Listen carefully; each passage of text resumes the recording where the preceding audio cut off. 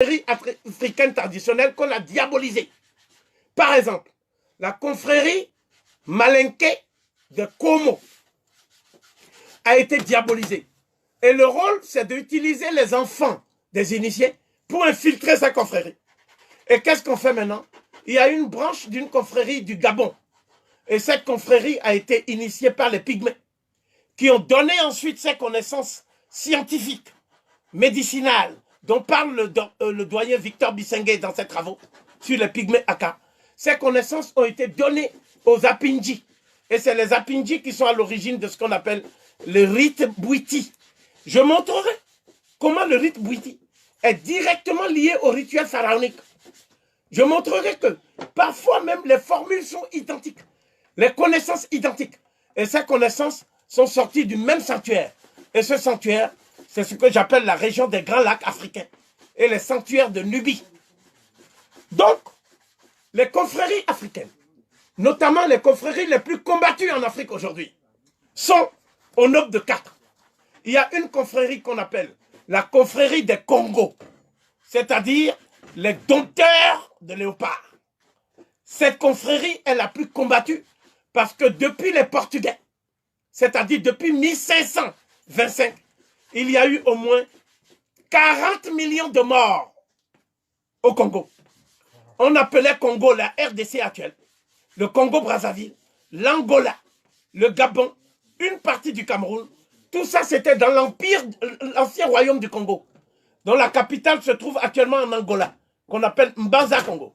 Donc cette confrérie-là, on continue à lui faire la guerre aujourd'hui. Parce que le Congo, le bassin du Congo, c'est le lieu où il y a les 3/4 des réserves énergétiques et minières de la planète. Il y a ensuite le Nigeria. Si vous avez des sectes comme Boko Haram, ce n'est pas pour rien.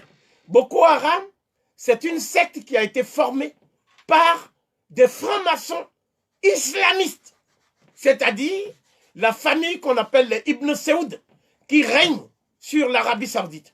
Ce sont des sionistes arabes, islamistes. Et ils ont créé une légion qu'on appelle Islamic Freedom Fighters. Et cette légion, un de ces détachements, c'est ça qu'on appelle Boko Haram.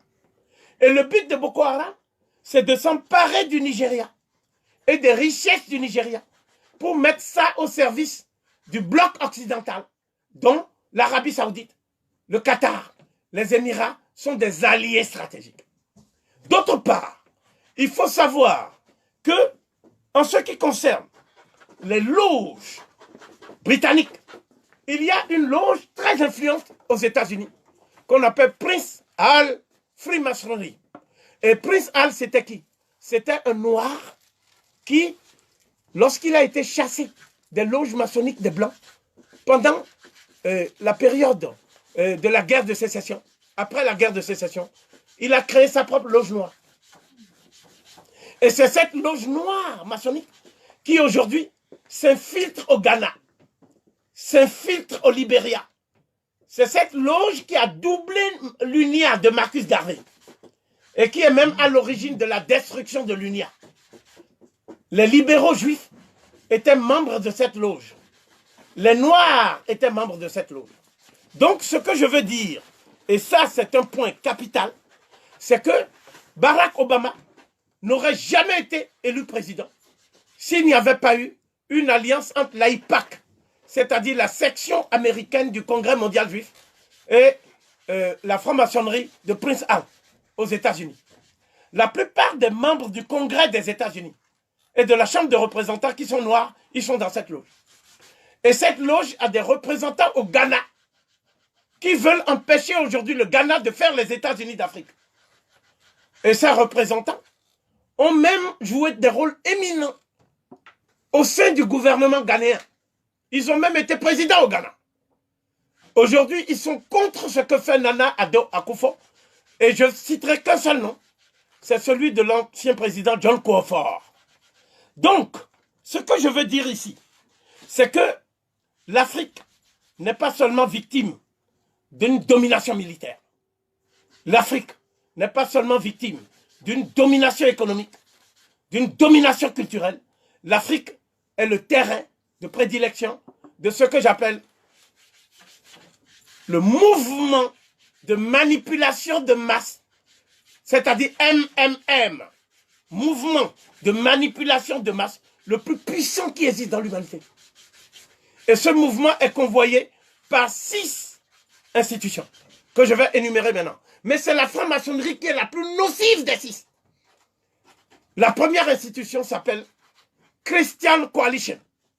C'est une multinationale des évangélistes qui est basée aux États-Unis et dont le chef s'appelle Pat Robertson. C'est un multimilliardaire. Il suffit de regarder son nom. C'est lui qui fait toutes les églises du sommeil, que vous appelez des églises de réveil. Chaque jour à Kinshasa, il y a 200 églises. Chaque jour. Parce que tous les mafieux ont compris maintenant que pour gagner facilement l'argent, il faut faire croire aux Noirs qu'on va guérir le sida, qu'on va guérir les maladies, qu'eux-mêmes mettent et inoculent aux Noirs. Et n'est-ce pas? Et donc c'est ça qui est le plus rentable aujourd'hui. C'est-à-dire les évangélistes. C'est une première armée qui attaque les confréries africaines de la Made.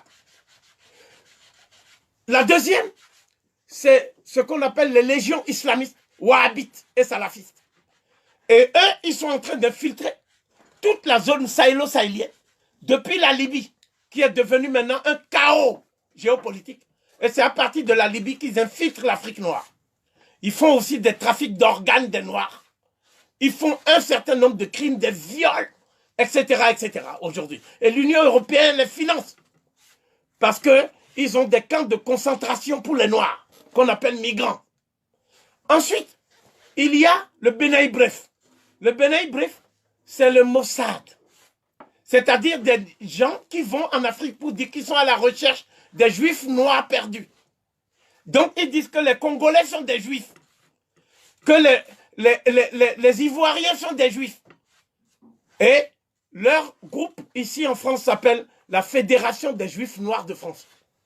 Et cette Fédération des Juifs Noirs de France est membre du CRIF, c'est-à-dire le Conseil représentatif des institutions juives. Donc, il y a les loges maçonniques, dont je vais parler pendant 5 séances. Là, ce n'est que l'introduction générale. Il y a aussi ce qu'on appelle la Rose-Croix à Morque. La Rose-Croix à Morque, c'est encore une autre obédience qui a été fondée par les gens qui ont volé les connaissances des Coptes, qu'on appelle les gnostiques. Ces gens-là, depuis l'Antiquité tardive, ils ont volé les connaissances des Coptes.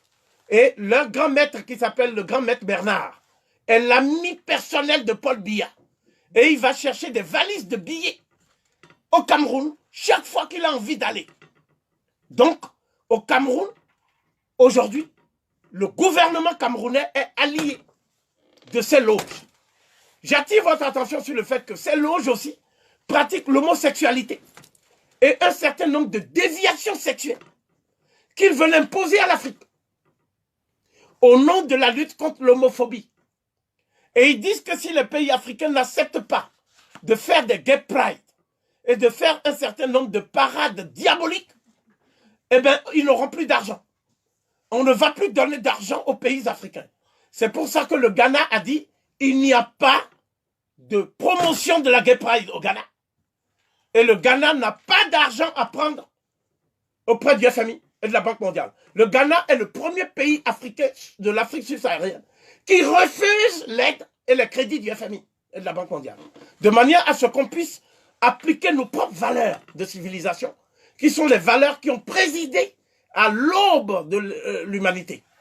Enfin, il existe aussi des groupes que vous n'avez pas aujourd'hui. Vous ne faites pas attention à ces groupes. Mais ces groupes existent. Ces groupes procèdent de la manipulation mentale. On les appelle comment? Les coachs du développement personnel. Quand vous allez dans les rayons de la FNAC, vous voyez beaucoup de livres qui parlent du développement personnel. Vous voyez? Et ces livres sont achetés par les Noirs. Et les Noirs, non seulement ils achètent des livres, mais ils vont fréquenter des gourous. Donc des leucodermes qui eux-mêmes sont des névrosés, qui prétendent équilibrer psychologiquement les Noirs qui sont en train de détruire mentalement et moralement. Donc, tous ces groupes-là sont en train de se battre aujourd'hui contre les confréries africaines.